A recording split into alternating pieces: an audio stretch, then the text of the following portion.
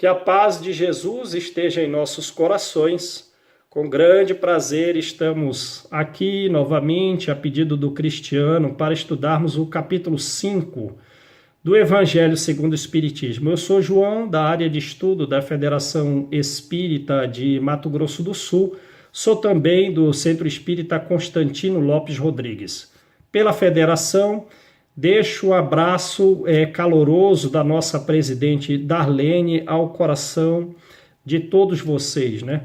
Pelo Constantino, o trabalho que nós desenvolvemos no bairro Nova Lima desde 2014 é levar estudo às crianças, né? Aos jovens, estudos não assim com o intuito de sermos um reforço escolar, mas que realmente consigamos alguma diferença na vida deles, porque nós buscamos prepará-los anualmente para os concursos públicos ou os concursos de escolas privadas que ofertem bolsa, ou mesmo não ganhando bolsa, que os alunos sendo aprovados nas escolas privadas, que os empresários locais possam arcar com esses gastos mensais do estudo de crianças carentes, né?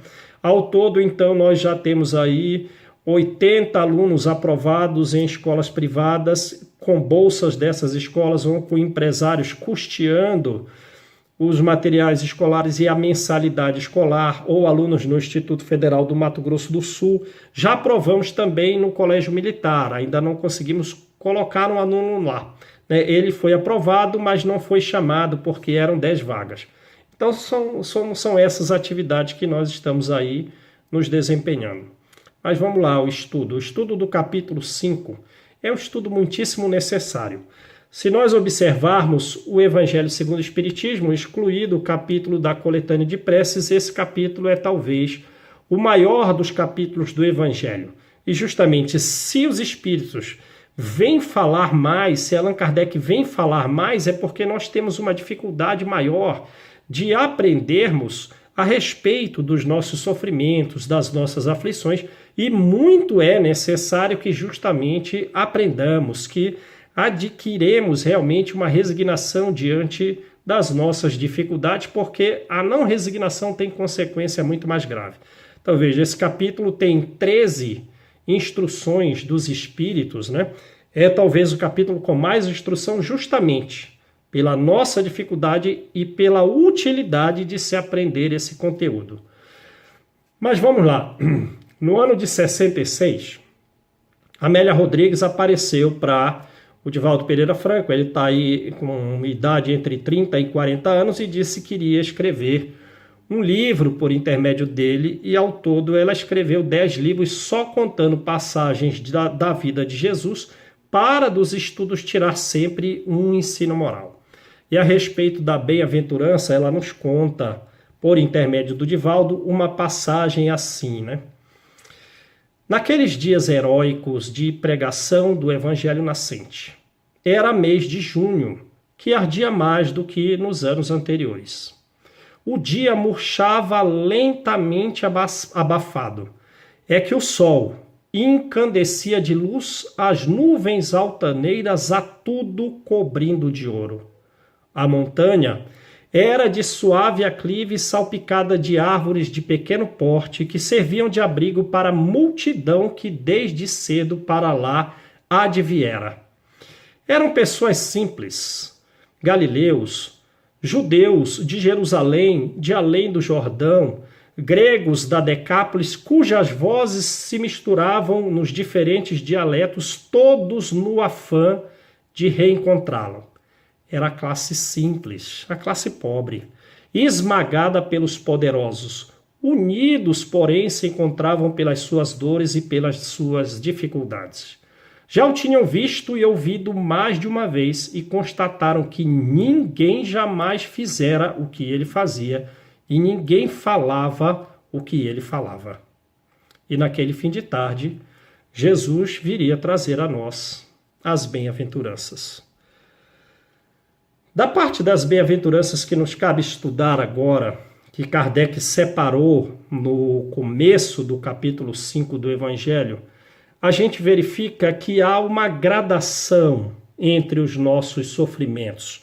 Podemos colocar esse trecho das bem-aventuradas destacadas no capítulo 5 como se fossem 3 degraus em que o sofrimento vai ficando mais grave, né? Ele diz assim, retratando a passagem de Jesus: bem-aventurados os que choram, porque os que choram serão consolados, rirão. Então, passado pela vida espiritual, sobe um degrau, né? Agora, o pessoal que está num sofrimento mais significativo: bem-aventurados os que têm fome e sede de justiça, porque serão saciados. Então vem para um degrau ainda superior àqueles que estavam chorando e passarão a rir, estarão consolados. E outra coisa, é o degrau ainda dos que estão sendo perseguidos pela justiça. Bem-aventurados que estão sendo perseguidos, porque deles será o reino dos céus. E também, então, nesse trecho tem a proposta contrária. Quem encarnado está rindo, né, vai descer e vai chorar. Quem está saciado vai ter fome e sede. E quem está na consolação máxima dos prazeres materiais, nos desvios do materialismo, esse vai cair. Quem está no reino da terra vai cair mais para baixo. A gente vê essa gradação, uma comprovação dessa gradação na própria mensagem do capítulo 2 da rainha, que naturalmente ela não é um espírito elevado, mas Allan Kardec, como ele retrata nos livros dos médiuns, todos vêm trazer a sua contribuição e ela mostra o sofrimento, né, que ela, como rainha, o sofrimento em que ela está, e ela diz que aquelas pessoas que ela mais desprezava estão muito mais alto.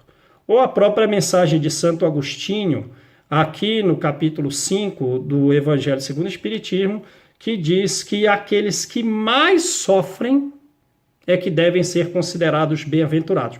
E é o que Jesus disse, né? Também tem a mensagem no capítulo 6, que talvez o homem mais desprovido dos bens materiais, ele estará mais elevado, diz o Espírito de Verdade no capítulo 6. Ou Jesus, né? Os primeiros na terra serão os últimos e os últimos serão os primeiros. Então a gente já vê uma gradação com relação às questões dos sofrimentos, de forma que aqueles que estão mais sofrendo vão subir mais alto nos degraus.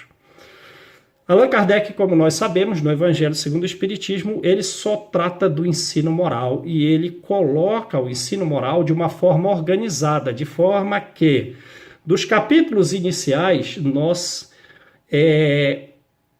tiremos conclusões e que eles sirvam de base para os capítulos seguintes. E em cada capítulo, ele faz o mesmo estudo, né? Ele faz a mesma sequência útil.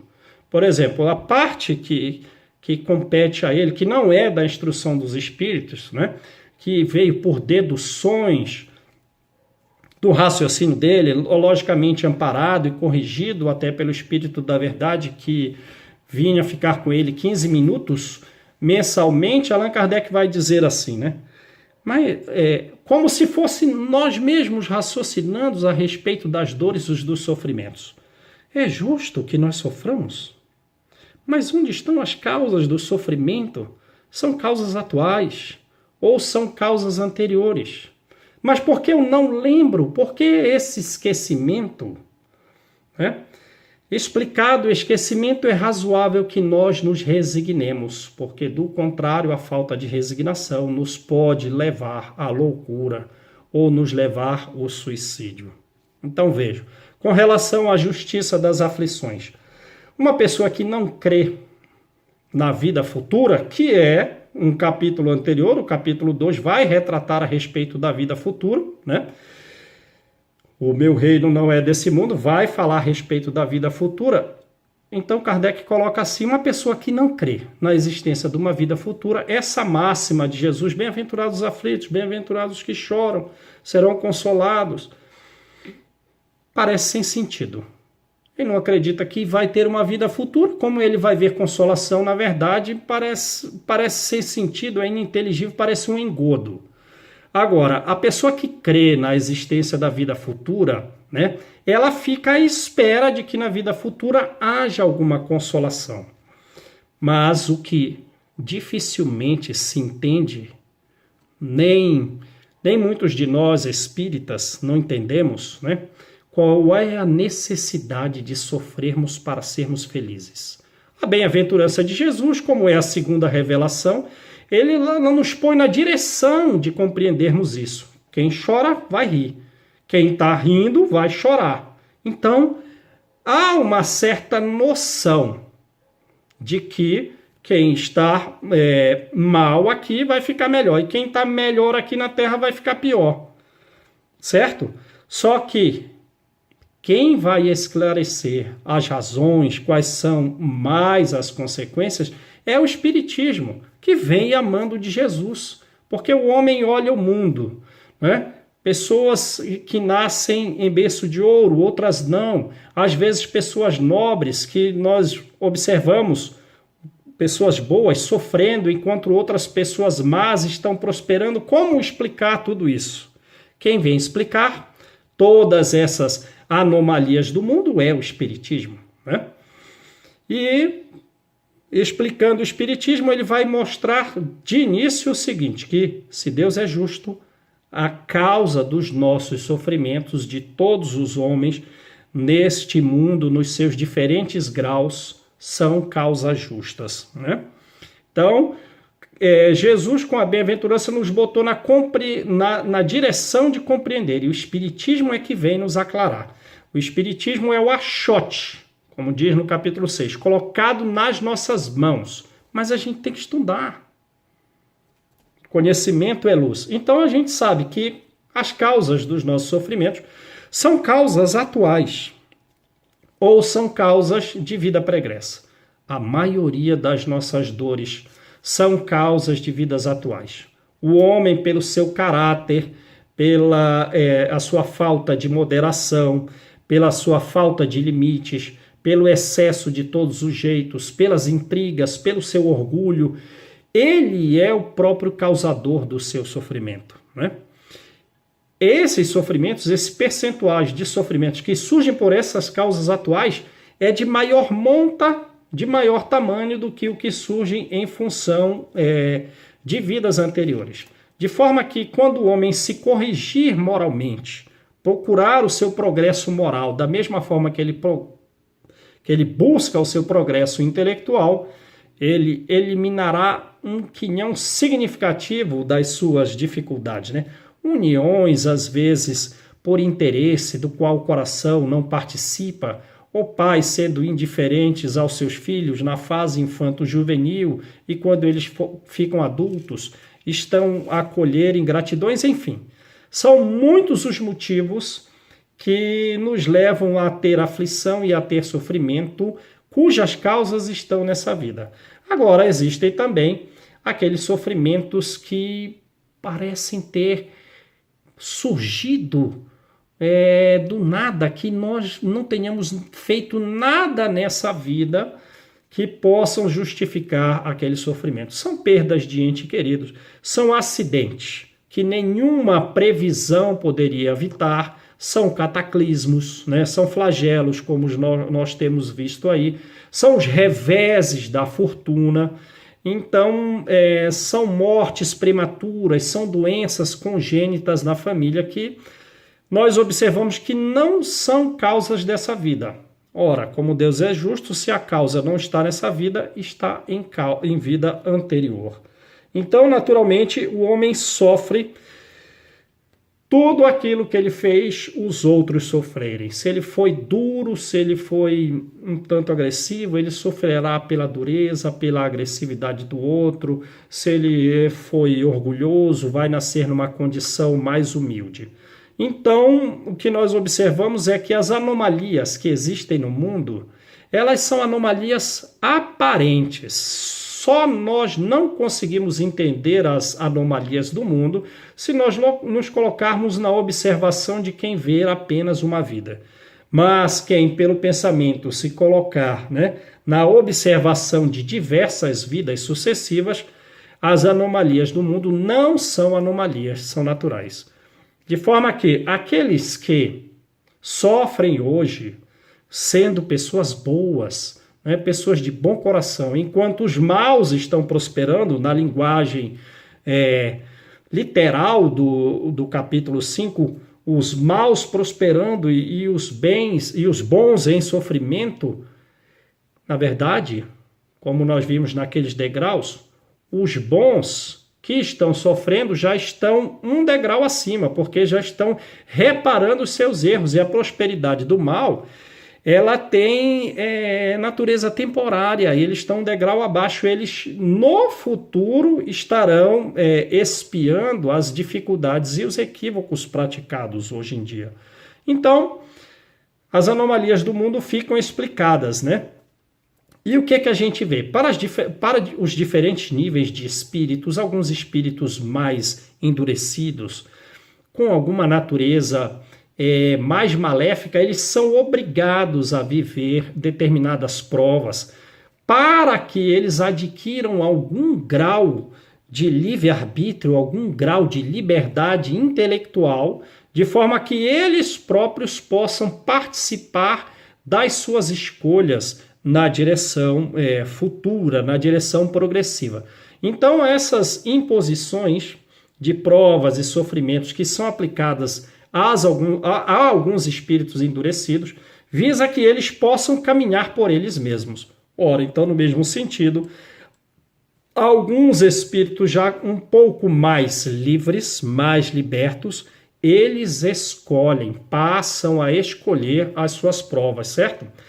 Então, a gente pode chegar num caso em que não são tão raros, em que nos nossos sofrimentos, nas nossas aflições atuais, não existe uma causa pregressa que justifique aquela dificuldade atual, mas sim uma finalidade futura, uma busca de depuração, uma busca de acelerar o nosso próprio progresso.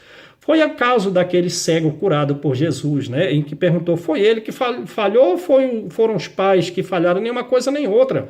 Ele veio com a finalidade de que eu o curasse, né? Ou como tem no livro Missionários da Luz, o caso do Silvério. Silvério, um rapaz que está em nosso lar, na iminência de reencarnar, e ele não tem uma causa que justifique, digamos assim, ele vir com uma perna defeituosa. Mas aquilo é sugerido com a finalidade de que ele elimine o orgulho de seu coração.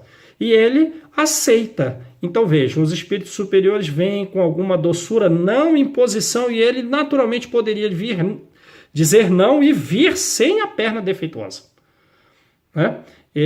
Mas ele aceitou vir com a perna defeituosa, não tinha uma causa que a justificasse, mas a finalidade era eliminação do orgulho do seu coração. O outro caso da Anacleta, ela pede. Ela pediu vir com a dificuldade. Ela, na vida anterior, passou muito a mão na cabeça dos filhos. Eles estão todos há mais de 40 anos em regiões umbralinas.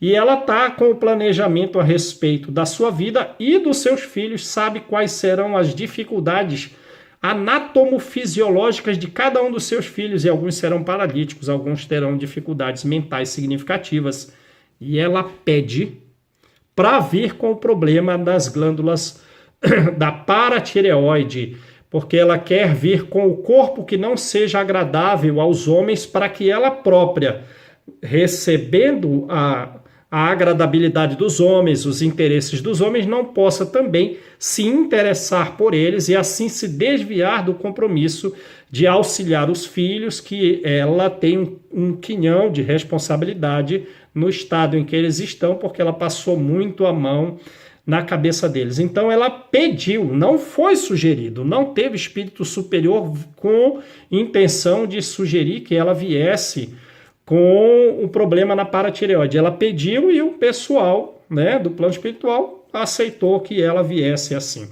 Então, O outro item de Kardec é, bem, uma pessoa pensa, são justas, as aflições sim são justas, tem causa nessa vida, principalmente, ou na vida anterior, e por que eu não me lembro? É o próximo item. O esquecimento do passado. Nós esquecemos do passado é porque é útil esquecermos do passado, né? Imagina que a gente lembra os episódios de vida passada e não é uma lembrança assim como se fosse um filme passando na nossa tela. Os sentimentos poderiam aflorar novamente, né? Um sentimento de ódio poderia surgir novamente, né, no coração humano e a relação social ia ficar prejudicada. Ou tendo alguém errado gravemente com a outra pessoa, ela se sentiria muitíssimo humilhada. Ou uma pessoa que tinha aversão por outra, aí volta aquela ideia com toda a carga sentimental de aversão. E aí, enfim, as relações sociais iriam ficar prejudicadas. E estando as relações sociais prejudicadas, cada um de nós próprios não evoluiríamos, porque com muita frequência nós nos reunimos novamente com aquelas pessoas que estivemos juntos na vida passada justamente para a nossa reabilitação, para repararmos os nossos erros. Então, a lembrança viva do que ocorreu seria mais prejudicial do que benéfica. Nós temos para progredir a voz da consciência e também as nossas tendências instintivas, que nós temos que focar nela, diz Kardec, né? Literalmente, focar nela toda a atenção para nós nos liberarmos dos erros, da vontade de praticar aquele equívoco. Porque diz o livro Evolução em Dois Mundos, que muitas vezes a gente pode repetir o mesmo erro passado, né? O Chico Xavier não conta a história de um rapaz que veio sem nenhum dos membros, nem inferiores, nem superiores, ou veio com alguns e depois logo em seguida os perdeu porque ele já ia se suicidar pela 8ª vez? No livro Ação e Reação, o ministro Sânzio, que é o ministro mais elevado que aparece para André Luiz, ele fala a respeito desses sinais, né? Não são sinais físicos, são sinais psicológicos, são sinais mentais, em que mais ou menos naquela mesma faixa etária em que nós erramos, nós podemos repetir o erro. Então, é razoável que nós estudemos, que nós pratiquemos o bem, para que nós não caiamos nos mesmos equívocos. Como nós havíamos falado, o livro Evolução em Dois Mundos vai dizer que os hospitais psiquiátricos e os presídios estão cheios de pessoas que repetem por fenômenos anímicos, quer dizer, surgiu aquele sinal, a pessoa faz o mesmo erro anterior. Então, o esquecimento é benéfico, porque e as tendências instintivas a gente já tem que sobre elas tomar um imenso cuidado para não repetir as práticas equivocadas. Então, oremos e vigiemos bastante. Nesse sentido, o que é que nos compete? Vê como é a frase de Jesus: bem-aventurados aflitos serão consolados, né? Então, o que acontece? A pessoa com crença na vida futura e a espera dessa consolação após a morte do corpo, ela já adquire no presente algum grau de tranquilidade, algum grau de resignação, porque ela sabe que receberá no futuro a bem-aventurança. E então, já no presente, ela começa, digamos assim, a ter um prenúncio de uma calma, pelo menos de uma calma, de uma tranquilidade maior. E é útil a nossa resignação, porque imagina que nós estamos sofrendo hoje, tendo aflições em função de erros pregressos, mas que eu não aceito essa revolta, eu não aceito essa resignação, não me vejo como a causa do meu sofrimento. Quer dizer, eu não estou realizando uma meditação a ponto de nós próprios, com a aflição, observarmos os nossos defeitos e assim nós não nos resignamos, vamos repetir os erros. Então, saudando dívidas passadas com o sofrimento atual e sem, através de uma meditação profunda, observarmos as nossas falhas que levam a esses erros, como disse o item anterior, vigiar as nascentes instintivas, nós não vamos continuar a errar sempre e, por consequência, o sofrimento também vai ser de longo prazo, né? Agora vejam, então Kardec diz assim, em função disso, do sofrimento não acabar e pela falta de resignação ficar até um pouco mais majorado, uma das primeiras faltas do homem, ele não diz uma das primeiras, a primeira falta do homem é a não submissão à vontade divina. Porque se o homem não se submete à vontade divina, se ele não se resigna com o ensino que traz a dor, se ele não medita, porque nós não podemos levar uma vida leviana, ele tem os seus sofrimentos, suas aflições majorados e também prolongados. Vejam que coisa. Por isso a importância de nós nos resignarmos com as nossas aflições atuais. E o Espiritismo, o Evangelho segundo o Espiritismo, em especial que estamos estudando aqui, vem falar justamente desse capítulo. Porque com a resignação nós poupamos séculos de sofrimentos futuros e saldamos as nossas dívidas com 1/100º do valor. Porque a posição oposta, a revolta contra Deus, não submissão a Deus, 1 grau, revolta contra Deus, blasfêmia contra Deus, o sofrimento fica então mais significativo. Daí a importância de nos resignarmos, porque a falta de resignação nos leva ao quê? Ao que Kardec coloca, ao suicídio, à loucura. E ele destaca a importância do Espiritismo nesse sentido, porque o Espiritismo vem explicar que os sofrimentos nossos têm causa justa, mas não só uma causa justa, tem uma finalidade suave, né? Nós estaremos melhores no futuro. As dores de hoje são consequências do passado, mas também elas nos levam a um futuro melhor. Acreditemos na vida futura. Agora, quem não crê na vida futura, as amarguras de hoje caem com todo o seu peso. E a pessoa espírita, que se tornou espírita, que passa a estudar o espiritismo, se resigna diante das dores que, sem o auxílio do espiritismo, ela estaria, talvez, não preservando a própria lucidez, não preservando a própria razão, né? Caindo em dificuldades mais significativas. É por isso, diz Kardec, que o materialismo é uma das principais causas de incentivo ao suicídio. Porque, veja bem, o materialista, o que ele oferece para consolar os outros? Nada. Não oferece para consolar os outros? Nada. E ele diz que após a vida, não tem vida. Com o fim da vida atual, corporal, também não teremos mais nada. Ora, então o que ele está dizendo? Se você sofre hoje, palavras literais de Kardec, se você sofre hoje, então é melhor você já se jogar rapidamente no nada e acabar com o sofrimento imediatamente do que sofrer por mais tempo. Então, os cientistas ou os materialistas que se esforçam para provar que não existe vida após a morte, eles estão incentivando as pessoas que estão entristecidas nos seus diversos graus a se suicidar, porque é lógico, melhor acabar com o sofrimento já do que sofrer por mais tempo. E, na verdade, os que pregam materialista, diz Kardec, então adquirem um grau de responsabilidade muito mais significativo, né?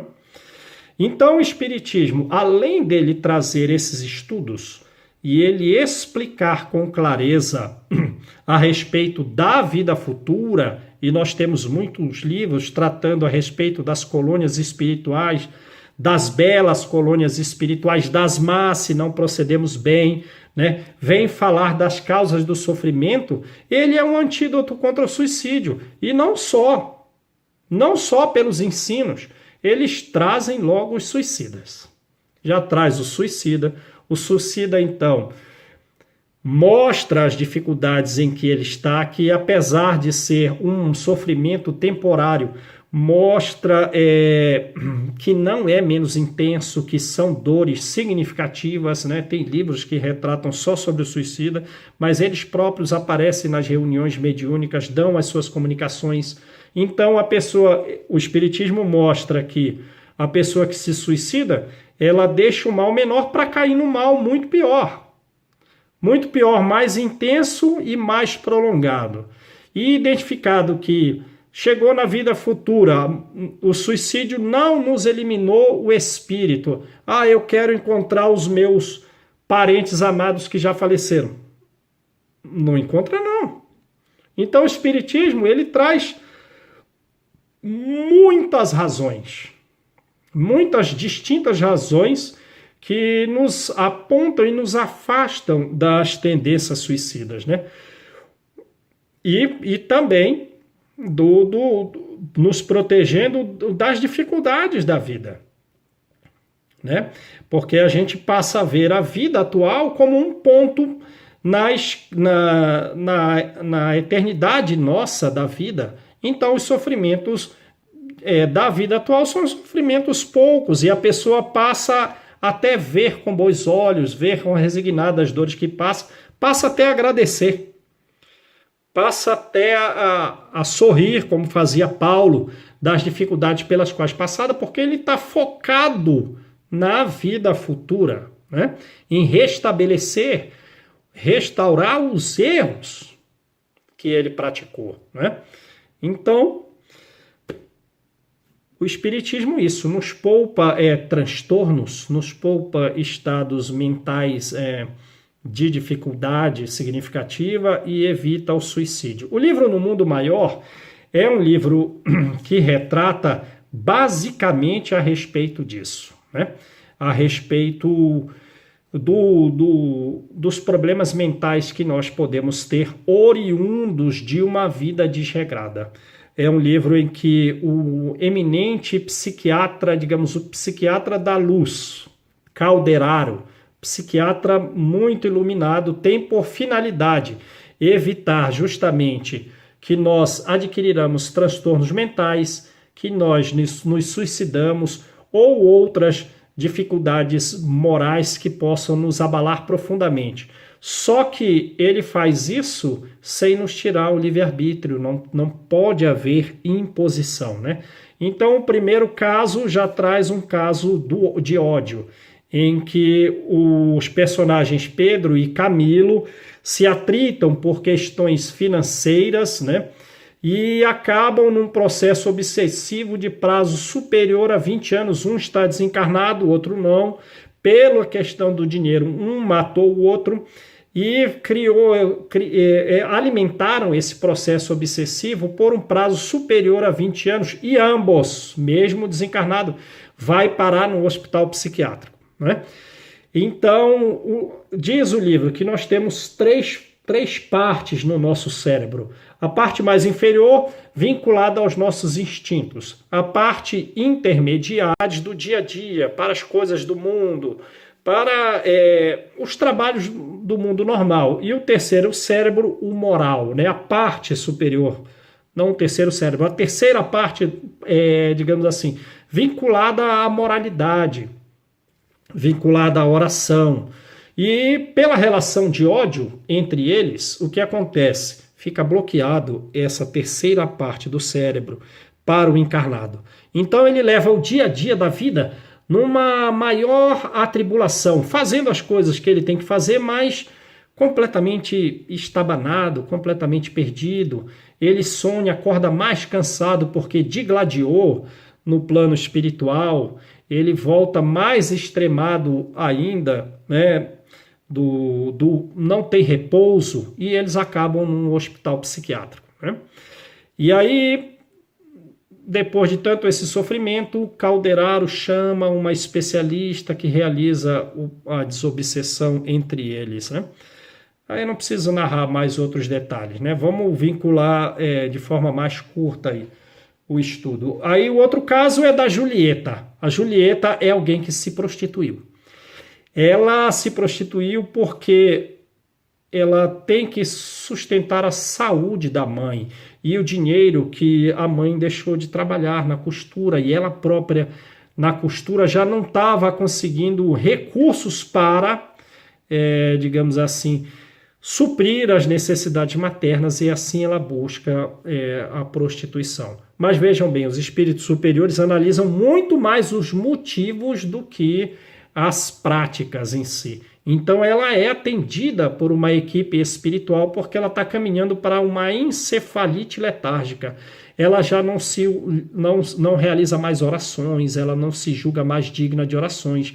Ela fica com aquela energia mental e os pulmões ficam absorvendo aquela energia mental deletéria. Ela está caminhando para essa doença encefalite letárgica que vai, digamos assim, levá-la a complicações físicas muito significativas. Depois entrem aí e vejam aí quais são as consequências, né, da encefalite letárgica. Ela vai ficar sem falar, ela vai ficar com os movimentos corporais restritos, enfim, muitos problemas aí, mas ela vem atendida e isso é justamente evitado pela equipe espiritual. Tem outro caso de uma criança de 8 anos de idade, né? Que na vida anterior, numa insurreição, ela aproveitou a insurreição que surgiu no país e ela eliminou e fez mal a muitos inimigos, né? Então, com isso, ela passou 200 anos no plano espiritual, em regiões negativas. Não, ficou 2 séculos, 2 séculos, por mais de 200 espíritos a atormentando. Então, eles emitem sobre o perispírito, a região cerebral dele, uma energia negra, que assim compromete a área de Broca. A criança, até quando reencarna, ela não fala. Compromete a área de Wernicke, então ela vai ter dificuldade da interpretação. Compromete a parte cerebral responsável, aquele V responsável pela sensibilidade, pela parte motora, as partes laterais pela auditiva, aqui atrás pela visão. Então, enfim, ela renasce, ela não se movimenta, ela não fala, ela não anda, ela nem senta, não vê o grau, ela não ouve, enfim, não vê, está com muitas debilidades. De todos aqueles mais de 200 espíritos que ficaram atormentando ele, tem só 2, né? Só 2. E esses 2, que ainda o atormentam dentro da sua própria casa, serão os seus irmãos, né? Não é uma beleza? Aqueles que o odiavam vão passar a amá-lo com a reencarnação. Por isso, aquela questão do esquecimento, fazer esquecer e fazer progredir, né?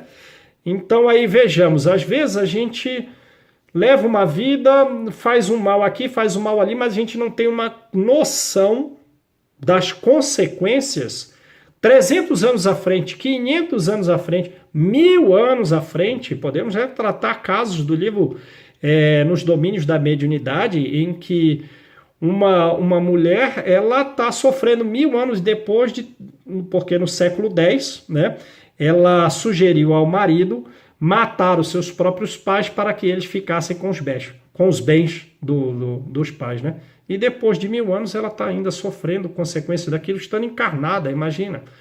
Porque nem no plano espiritual não interrompe o sofrimento, porque a justiça segue seu curso lá ou aqui. São falas literais de Kardec aí nesse mesmo capítulo. Aí, bom, vamos lá, o outro caso de Marcelo.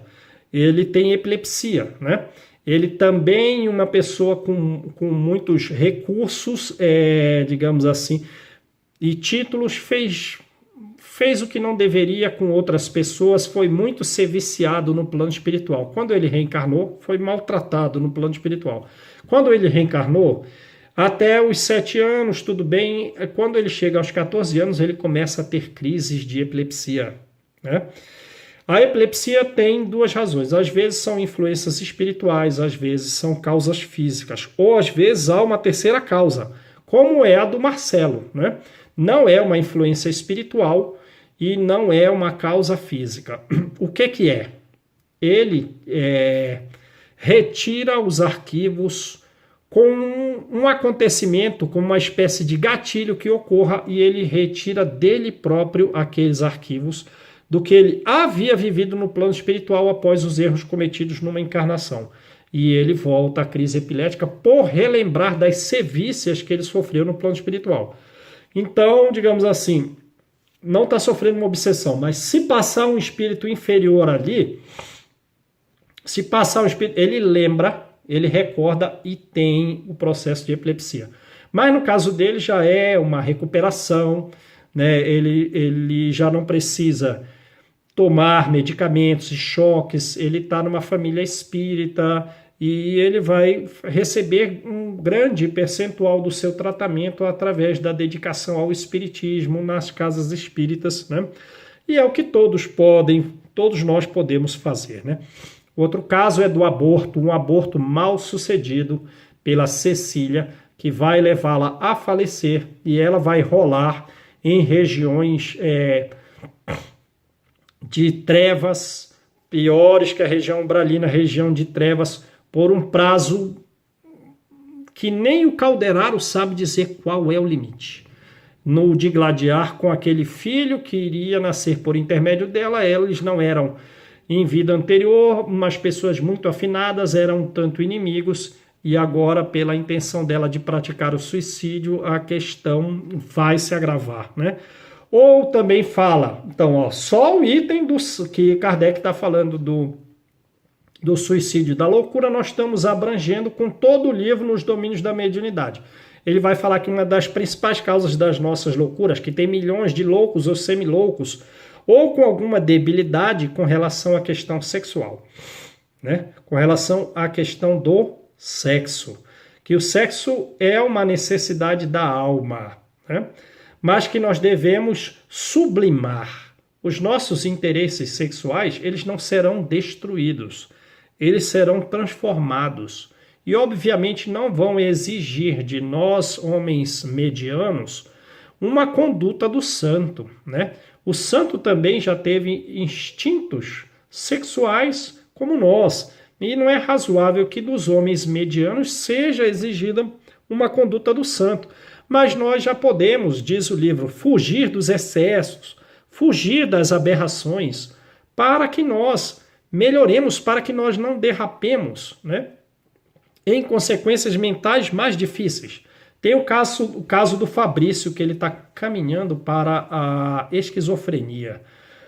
Quando novo, mas era o filho mais velho, no leito de morte de pai, então veio um momento muito solene, ele prometeu ao pai dividir a herança com seus 3 irmãos, mas foi o que ele não fez. Através de advogados, ficou com toda a herança para ele, os irmãos ficaram na miséria e ele, com todo o dinheiro da família, curtiu a vida. Curtiu a vida e quando chegou lá na frente, fez o raciocínio mental de retorno, foi em busca dos irmãos, mas todos já tinham falecidos na miséria, né? Na miséria. Então ele começou a dialogar com o passado. Já não queria mais o contato com nenhum amigo, com nenhum familiar, receava que o que era ali trazido de alimento pudesse estar envenenado, enfim, ele está caminhando para uma esquizofrenia. E a equipe espiritual vai, digamos assim, ele já está caminhando também para o desencarne, vai fazer o desencarne dele em prol da esposa e dos filhos, né? Que oram por ele, que cuidam dele, vão realizar o processo de desencarne dele. Então, às vezes, esses desvios nossos morais que levam a um gozar da vida material pode ter consequências muito significativas lá na frente. E tem o caso da Antonina, que ela é uma alma maravilhosa, uma alma super bondosa e viveu uma vida dura se protegendo. Se eu bem me recordo, aos 8 anos ela se tornou órfã de pai, ou antes disso.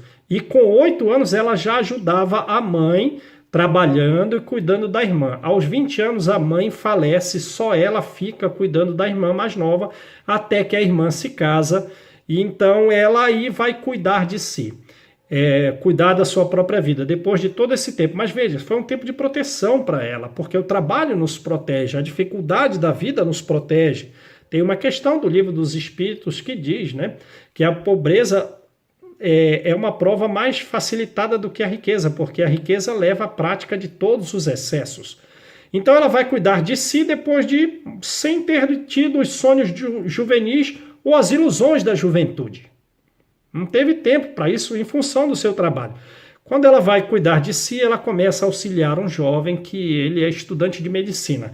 Ele, porém, eles tinham uma certa relação. Depois que ele se forma, ele a troca por uma outra mulher mais jovem, da alta sociedade e tal. Então, por esse motivo, ela vai se suicidar. Ela quer se suicidar. E é uma alma maravilhosa. E quer cometer o suicídio, vê que coisa. Só que Calderaro põe ela para dormir e ela recebe a visita daquela que foi sua mãe, daquele que foi um homem com quem ela se relacionou em vida anterior, espíritos superiores, espíritos muito elevados, levam ela para um curso e ela volta, já está numa situação melhor. O outro caso é de Antídio, né? Antídio, ele está muito vinculado à bebida alcoólica, já recebeu tratamentos de Calderaro para apaziguar o efeito e verificar a melhora que surge quando não se está bebendo, mas não teve jeito. Então Calderaro vai fazer o processo contrário. Agora ele vai deixá-lo com dor por um prazo de 2 a 3 meses no hospital, para que ele possa refletir, porque a dor sempre é amiga. Então o Calderaro sai atrás dele, vem os espíritos que são familiares dele desencarnados pedir para Calderaro. É assim que a coisa funciona. Nós somos uma família só, intercedemos uns pelos outros. E ele encontra ele numa festa, dançando, e as pessoas encarnadas na festa dançando, a imitar com a dança os trejeitos simiescos dos espíritos inferiores presentes, e ele encontra o Antídio tendo um processo alucinatório, porque o álcool deu uma certa liberdade perispiritual dele, e ele está recebendo aquelas mensagens mentais dos espíritos que estão bebendo nele. Não é bebendo com ele, é bebendo nele, porque eles se alternam para beber na região estomacal os fluidos alcoólicos que o Antídio libera. E com esse contato, tendo o álcool provocado essa certa liberdade, essa certa separação entre o espírito e o corpo, ele está vendo as visões desses espíritos inferiores que andaram por regiões inferiores. Então ele vê morcegos, ele vê cobras tentando enforcá-lo, ele tem um grito. E Calderaro, o que ele faz então? Dessa vez ele dá uma energia tão luminífera no coração dele que o coração dele para, né? Depois ele é levado para o hospital, vai ficar lá de 2 a 3 meses sem alívio do dor para refletir nos erros oriundos disso. E um dos últimos capítulos ele fala justamente daqueles que... Porque o que diz Calderaro? Que os transtornos mentais, que a loucura, é quando nós nos rebelamos contra o sofrimento. Quando nós nos rebelamos, nos revoltamos contra a disciplina. E assim queremos fugir dos ensinos superiores. Ora, mas nessa tentativa de se libertar dos ensinos superiores, a gente cai em ensinos mais rígidos. Então eles chegam no hospital psiquiátrico aqui da Terra e tem uma mulher no século XX que ela está falando como se ela fosse uma marquesa do tempo do Império. E realmente ela havia sido marquesa, mas naquele século XX ela está vivendo a vida anterior, falando dos seus inimigos, falando do seu contato com o imperador, né? E André Luiz quer auxiliar Calderaro, diz, não, nós não temos tempo. E nem imagina que o auxílio nosso vai resolver esse problema assim de imediato. Aqui, essas pessoas aqui necessitam de anos para que haja alguma produtividade de efeito de melhora nelas. Então não é o momento agora. Não vamos fazer nada, não. E aí ele vai seguindo em frente. Tem uma outra mulher que vai receber a visita do esposo. Mas como o esposo foi inimigo dela da vida passada, então vê, a esquizofrenia tem muito a ver com a vida pregressa. Ela não quer receber o esposo. Na vida atual, ele a ama. Na vida passada, eles foram inimigos. Ele quer visitá-la com bons sentimentos, bom coração. Ela não quer a visita dele. ela não quer a visita dele num grau tão significativo que ela fica com o corpo retesado e cai desmaiada. E a enfermeira que vai atendê-la, então ela não quer receber o marido, porque ela está vivendo a vida anterior. E um caso mais grave era um homem sedutor, né, que vivia seduzindo as mulheres em vida passada. E o que acontece? Então as mulheres começaram a endereçar para ele uma energia de ódio. E ele foi, então, por essa energia de ódio, decaindo. E agora ele está completamente influenciado pelos espíritos inferiores, num processo muito significativo, porque lembro daquela história da licantropia, do livro Libertação. Ele se acha um leão em um dia. No outro dia, ele diz ao enfermeiro: não, agora eu sou uma árvore. Então vejam, o caso dele é muito mais grave. Então só o livro No Mundo Maior é um livro que fica aí a sugestão de leitura para vocês, que trata só desses desvios mentais e do trabalho dos espíritos para que nós não caiamos em função da revolta ou da fuga do ensino, da dor, que nós não caiamos em questões mais significativas. E os espíritos vêm nos ajudar disso. Mas vamos voltar agora então para o capítulo 5 do Evangelho segundo o Espiritismo. São 13 mensagens. A primeira mensagem é de Lacordaire. Ele fala que o homem, para bem sofrer, para sofrer com resignação, que é o que interessa, ele tem que realizar orações e ele tem que ter uma fé ativa, uma fé viva, ou seja, tem que trabalhar, tem que fazer e tem que orar, de forma que nós consigamos, após um determinado tempo de vida, dominar os nossos ímpetos de cólera, de impaciência, de desespero. Veja o que ele fala, não é? E assim nós iremos à boa colônia espiritual. Não é que nós vamos eliminar a cólera, não, mas nós temos que dominá-la. Não é que nós vamos eliminar a impaciência, o desespero, não, nós temos que dominá-los, nos sobrepor racionalmente e sentimentalmente à impaciência, à cólera, o desespero. A próxima mensagem é a mensagem de Santo Agostinho, o mal e o remédio. Santo Agostinho vem dizer que os profetas já falavam que aqui era um local de dores, de ranger de dentes, e que as nossas próprias provas, nós as escolhemos. A solução é a mesma que aponta Lacordaire: oração e fé viva, fé ativa no trabalho, de forma que essas provas todas que nós escolhemos, levemos a vida e sigamos o exemplo de Jó, que do máximo caiu ao mínimo, foi parar num monturo de lixo, né? No monturo de lixo, mesmo, quer dizer, numa situação de maior dificuldade, ele agradecia a Deus por estar sendo tentado. E diz Santo Agostinho que levemos a vida de forma que, quando chegar o momento final da vida, o nosso corpo caia ao chão tendo convulsões, palavra literal do livro, mas o espírito possa pairar em regiões celestes, cantando com os anjos hinos de agradecimento. E é justamente a vida de Paulo, né? Quando Paulo é decepado, a cabeça decepada em Roma, Emmanuel relata que o corpo caiu como um despojo ali, sem qualidade, em contorções. Mas a alma ouviu hinos sagrados em regiões elevadas e ele determinava todo o percurso para agradecer a Jesus. Depois encontrou Abigail, Estevão e o próprio mestre, né? Depois a outra mensagem é de François Nicolas Madeleine. A felicidade não é deste mundo, né? Ele fala que todo mundo sofre na Terra, e mesmo a pessoa que seja jovem, poderosa e rica, ela reclama. Mesmo a que reúna todas essas três condições, está sofrendo na vida. Então a gente tira duas conclusões, diz François Nicolas Madeleine, né? Que, como diz o Eclesiastes, a felicidade não é deste mundo e que não faz sentido nós invejarmos os ricos. Ora, então ele diz, se a Terra é um mundo de expiações, ou seja, a finalidade da Terra como mundo de expiações e provas, Para que serve um mundo de expiações e provas? É um mundo prisão, é um mundo para receber pessoas deserdadas de outro lugar. Podem confirmar isso no capítulo 3, as mensagens de Santo Agostinho. A finalidade atual da Terra que está mudando, porque nós estamos aí até sobre influência de uma pandemia acelerando.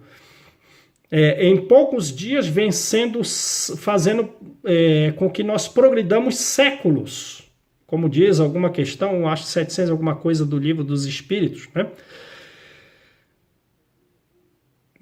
Mas se a Terra está ainda nessa classificação de modos de provas e expiações, passando por uma transformação, existe um outro mundo e outro local próximo até da gente, que é um mundo que é ainda de carne, mas que o homem é muito melhor, né? Diz François Nicolas Madeleine. Ora, ele naturalmente está se reportando a mensagem do capítulo 3 de Santo Agostinho, que o homem do mundo regenerado, ele tem sensações e desejos? Tem. Mas não com as paixões que nos escravizam no mundo de provas e expiações. E que nesses mundos, todos se dirigem a Deus, no mundo de regeneração. Ora, não tem ateu. Então não tem ateu no mundo de regeneração. Todos se dirigem a Deus, se esforçam para progredir, diz Santo Agostinho no capítulo 3. E François Nicolas Madeleine retrata isso. E ele vai falar então da Terra. Mas e a Terra? Vai ficar sempre com esta finalidade? Não. Que a Terra já começou o seu processo de transformação, que é um dever nosso propagar o Espiritismo, falarmos do Espiritismo a todos os nossos irmãos, porque essa é a tarefa do Espiritismo. Regenerar o planeta Terra, nos tirar do mundo de provas e expiações para o mundo de regeneração. Podem confirmar lá a mensagem de François Nicolas Madeleine. Então, essa é a finalidade do Espiritismo. Então, quando bate lá as irmãs Fox 1848, opa, vamos acordar, é hora da vossa regeneração, vamos seguir para a regeneração. E o prefácio do Evangelho segundo o Espiritismo é o retrato desse momento, em que tocam as trombetas, o comandante toca as trombetas, e os anjos, como estrelas cadentes, vêm nos cercar para nos conduzir ao mundo de regeneração. Então essa é a missão do Espiritismo, e François Nicolas Madeleine diz que é um dever que nós, digamos assim, propaguemos o Espiritismo. Depois a mensagem é a mensagem de Samson a respeito das mortes prematuras, que nós não devemos julgar a justiça divina através da nossa justiça, que nós muitas vezes vemos o mal onde existe o bem, né? Que mais vale nas nossas famílias que morram jovens com idade inferior a 20 anos. Quer dizer, ele diz que é preferível a morte de jovens a que eles se percam na vida do mundo, caindo nas tentações, revoltando-se com as tentações e passando por consequências, às vezes, séculos, como nós já retratamos aqui, nos efeitos das revoltas que surgem das tentações do mundo. É preferível uma morte jovem do que esse tempo todo de sofrimento, né? E que nós não devemos, então, julgar a justiça divina pela nossa. Nós não enxergamos o bem, mas tudo o que acontece tem uma finalidade extremamente útil. E ele diz que esses entes amados nossos que partiram estão conosco muitas vezes, muito frequentemente, que os perispíritos dele, sendo que intercesseados, nos envolvem, nos protegem, e que se nós endereçarmos a eles bons pensamentos, eles também se alegrarão. Mas se nós tivermos um grau de tristeza exagerado, eles também sofrerão, porque diz a dor exagerada, diz Samson, é uma revolta, é um grau de revolta contra Deus, é uma falta de fé. Então que tenhamos fé, né? E não enviemos mensagens indevidas a esses nossos entes amados. A outra mensagem é de Fenelon: se fosse um homem de bem, teria morrido. Que nós muitas vezes, observando quando um homem mau escapa de um perigo, dizemos, se fosse um homem de bem, teria morrido. E é uma verdade. Diz Fenelon que isso é uma verdade, porque o homem que cumpriu a sua tarefa, ele tem até a sua prova, a sua vida no mundo de expiações, uma prova encurtada. Como tem no livro Obreiros da Vida Eterna. Um caso em que a pessoa trabalhou tanto que ela encurtou a vida sem que fosse considerado suicídio. Mas que aquele que é mau, às vezes nem começou a sua prova. Então, assim como o prisioneiro que ganhou a liberdade deve ser liberto, aquele que não ganhou a liberdade deve continuar preso. Essa é a mensagem de Fênelon, né? A outra mensagem é tormentos voluntários, ainda é Fênelon. Ele diz que o homem poderia ser relativamente feliz na Terra se não procurasse, né, a felicidade nos gozos materiais, que a procurasse nos gozos da alma, que são um prenúncio da felicidade futura. Mas ele diz coisa curiosa, que o homem cria para si tormentos que está na sua mão evitar, e que o homem sofre então com a inveja, com o ódio, enfim, com os sentimentos negativos nossos, né? Mas que o homem que está satisfeito com a vida que leva, satisfeito com os bens que tem, ele já adquire uma calma. E tendo essa calma, ele já está com algum grau de felicidade. Aí Fênelon pergunta, será que já não é a calma já não é algum grau de felicidade nessa tempestade em que nós vivemos? É verdade, né? Delphine de Girardin, ela vem falar a respeito da desgraça real. Que todos nós nos enganamos a respeito da desgraça real, vendo a desgraça num fogão sem fogo, num fogão sem lume, ou quando um credor nos ameaça, ou na morte de uma pessoa amada, ou nas traições, no desnudar do orgulho, e que ela diz que nós estamos enganados, porque isso não é desgraça. A desgraça real, ela diz para a gente dizer que um fato é bom ou é mal, a gente tem que analisar mais as consequências do fato do que o próprio fato em si. E que um fato, né, ele é mais desgraçado se ele produz uma alegria momentânea que leva à ruína. E o outro fato que causa uma viva dor atual, mas que leva a um estado futuro melhor, esse é um bom acontecimento, né? Ela compara, então, dizendo que a tempestade, que muitas vezes nós nos assustamos porque a tempestade arranca árvores, mas essa tempestade vai retirar os miasmas do ar, de forma que os homens farão menos sintonia com essa energia negativa e praticarão menos atos maus que têm graves consequências e também ficarão menos doentes. Ela diz, a tempestade, que parece o mal, ela é, na realidade, um bem. Então, nesse sentido, que nós devemos analisar mais o futuro do que o presente para analisar o que é desgraça, ela vem dizer que a desgraça é a felicidade, que a desgraça é a alegria, que a desgraça é a satisfação dos nossos desejos, que a desgraça é a satisfação do nosso orgulho, porque estando bem hoje, subitamente nós podemos ser levados a efeitos de consequências mais doloridas do que todos os credores que possam nos ameaçar. E diz ela, né, os que choram, que fiquem felizes, os que estão felizes, que tremam, porque essas serão aí as consequências, né? A outra mensagem é de François de Geneve, ele vem falar a respeito da melancolia. Vem dizer que às vezes nós estamos assim, mais ou menos bem, e surge uma tristeza vaga. Uma tristeza vaga que a gente não sabe a origem, não sabe a razão. Ele diz que essa tristeza vaga tem por causa um desejo nosso de estarmos em mundos melhores, de voltarmos a regiões nas quais nós já tivemos lá.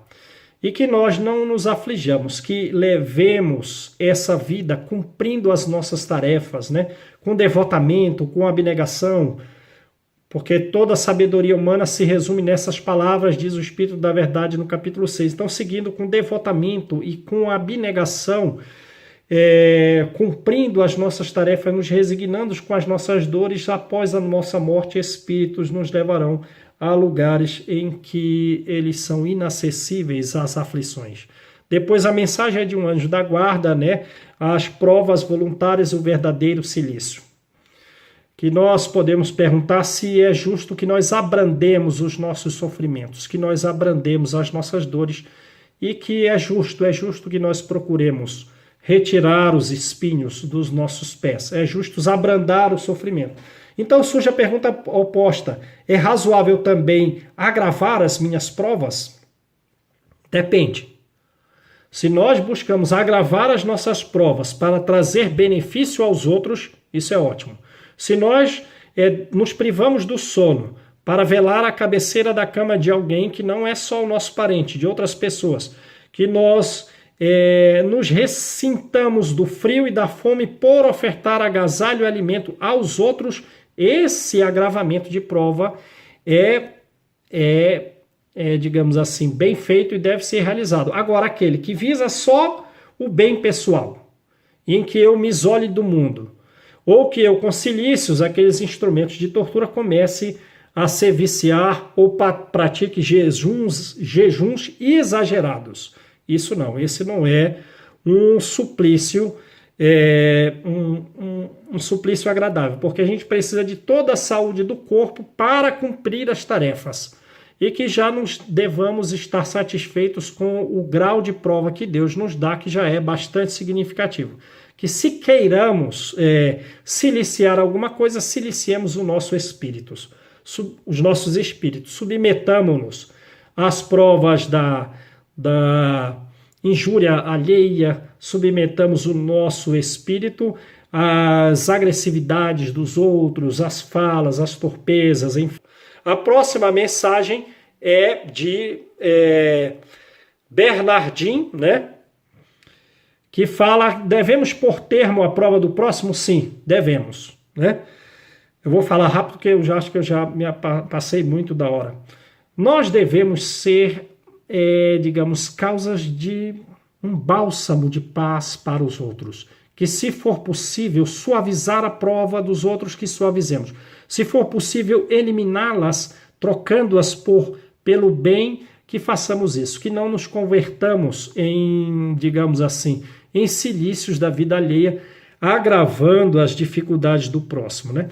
Ora, então a pergunta que surge, devo eu abrandar a vida dos outros? Está na iminência da morte, está sofrendo, retira a vida dessa pessoa, acelera? Não, porque a gente não sabe, e nem a ciência sabe, quando é realmente a morte, e Deus muitas vezes quer levar aquela pessoa à porta da sepultura para trazê-la mais resignada. E que mesmo que tenhamos a ciência de que aquela pessoa realmente vai morrer, todos os médicos se reúnem, até alguns espíritos dizem, não, é a hora mesmo, vai morrer. Não devemos acelerar o processo de morte, porque esse prazo final pode levar a pessoa às reflexões, pode levar as pessoas a graus de arrependimento que pouparão séculos de sofrimentos futuros, né? No livro Ação e Reação, a pessoa revoltada, ela não entra nas colônias espirituais, nas regiões infernais, pela revolta. Agora, se aquela pessoa não teve, e se a gente elimina a prova daquela pessoa e ela não teve aquele tempo de reflexão, nós seremos, de certa forma, responsáveis por séculos de sofrimento dela. Agora, se nós deixamos que ela reflita, é bom, deixa de ir para regiões muito inferiores através dessa reflexão, né? E a outra questão devemos fazer o sacrifício da nossa própria vida na seguinte situação: estou desgostoso da vida, mas não quero me matar. Eu vou para uma guerra e para que a minha morte seja útil lá? Não. Se não é um suicídio, de fato é suicídio intencional, porque existe a intenção de morrer. Se a pessoa realmente quisesse ser útil, ela desejaria viver, já que morta não serve para nada. Então nos leva à questão oposta. Posso eu sacrificar a minha vida num perigo iminente para salvar uma outra pessoa com a ciência de que eu vou morrer? Sim. Se não há intenção de morte, não é suicídio, né? Uma coisa é você ter intenção de morrer, a outra coisa é, num perigo, você saber que vai morrer e você salvar aquela pessoa. Aí é abnegação, né? Mas diz São Luís que mesmo numa situação inusitada em que a pessoa acha que vai morrer, crê que provavelmente morrerá, pode ser que não morra, porque Deus dá um jeito dela não morrer. Então, uma coisa importante nessa questão, na mensagem de São Luís, é identificar. Uma coisa é ter intenção de morrer, isso é suicídio. A outra coisa é saber que vai morrer, é diferente. Sabendo que vai morrer, praticar um ato que salvará a vida de alguém, isso não é suicídio, é abnegação. Ciência da morte, desejo da morte são coisas diferentes. E a última mensagem, ainda de São Luís, a gente ainda teria coisas para falar aqui, mas já está com 1h10 aí, então vamos encerrar por aqui.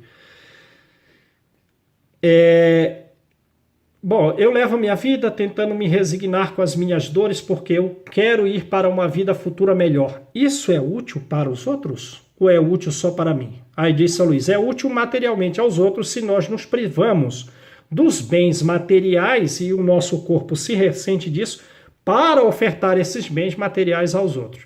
E é útil moralmente pelo exemplo que damos de resignação, que leva à mesma razão da questão anterior, né? Em que a pessoa, também buscando resignar-se, ela vai se libertar das consequências seculares da revolta, né? Da revolta e do desespero, que como no livro Ação e Reação, pessoas em regiões infernais não entram nas colônias espirituais para ter um atendimento porque estão revoltadas. Elas iam estragar todos os trabalhos ali realizados. Então vejam, a resignação nossa é útil pelo exemplo que dá aos outros, porque eles vão evitar neles as consequências gravíssimas da revolta. Beleza, gente? Então, vamos ficar por aqui. Então, resignemos diante das nossas dificuldades enquanto estamos à espera da nossa felicidade. O que não chega hoje vai chegar amanhã. E enquanto estamos à espera da nossa felicidade, façamos os outros felizes nos limites da nossa força. Que Deus nos abençoe, muita luz e paz a todos os amigos. Fiquem com Deus.